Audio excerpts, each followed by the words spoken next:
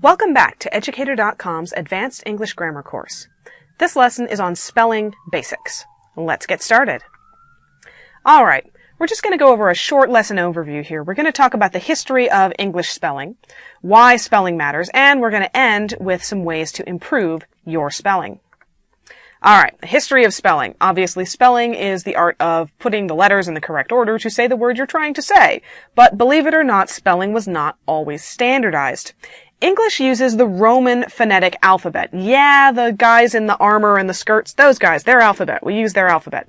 And unfortunately, this alphabet was designed for representing Latin, their language, not English, our language, sounds.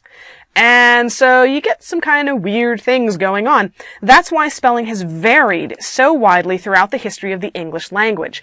English spelling is an attempt to use somebody else's tools to speak our language, and things get weird. Writers in Anglo-Saxon, which was a Germanic language that was one of the ancestors of English, they just kind of sounded out the words they were trying to say. So unfortunately, that means that writers with different accents and different guesses as to how to spell things spelled words differently. You would find spelling varied widely from one part of England to another, just because people in one place said ah, where people in another place said and they spelled it differently. And there's actually an entire discipline of trying to figure out what they were spelling. It's completely insane.